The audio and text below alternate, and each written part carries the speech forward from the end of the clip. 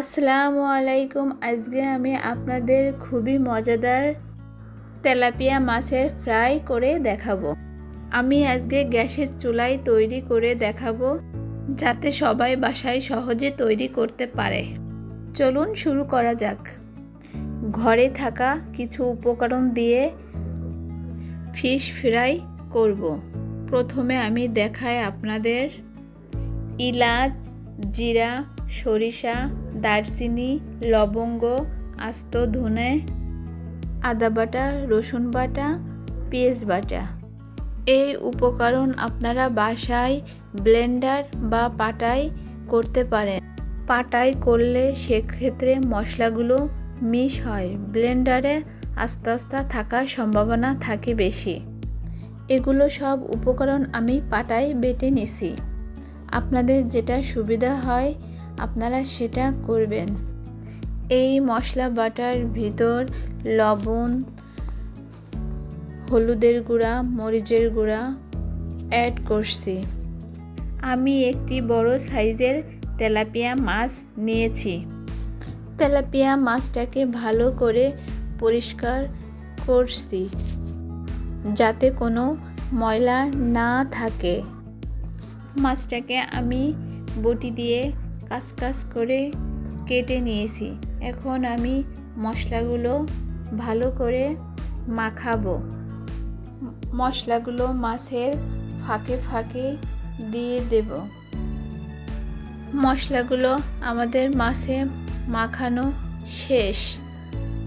মশলাগুলো মাখানো শেষ হলে 10 মিনিট রেখে দিবেন। এতে আমি একটু লেবুর রস অ্যাড করেছি।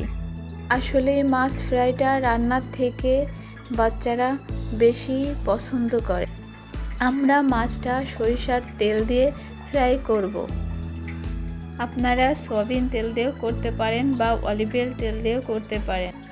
আমরা ফ্রাই প্যান নিয়েছি। ফ্রাই প্যান গরম হওয়ার পর 1 টেবিল চামচ সরিষার তেল দিয়ে দিছি।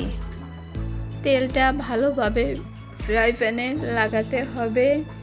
লাগানো শেষ হলে মাছটা ছেড়ে দিব।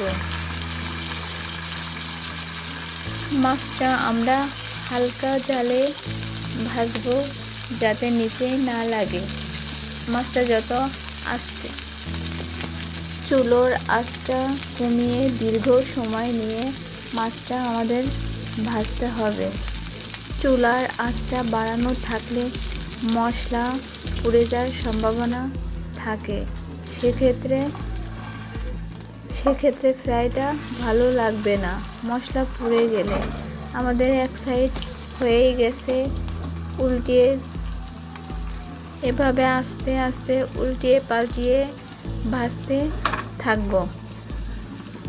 আমাদের মাছ ফ্রাইটা প্রায় হয়ে এসেছে। আপনারা ঘরে থাকা উপকরণ দিয়ে বাচ্চাদের এভাবে প্রায় তৈরি করে দিতে পারেন। এতে বাচ্চারা খুশি থাকে। আমার এই রেসিপি আপনাদের যদি ভালো লেগে থাকে তাহলে কমেন্ট করে জানাবেন এবং বাসায় একবার হলেও ট্রাই করবেন। বুরহানি এবং রাইস আপনাদের পরবর্তী ভিডিওয় দেখাবো কিভাবে তৈরি করতে হয়। আপনারা ভালো থাকেন, সুস্থ থাকেন। আসসালামু আলাইকুম।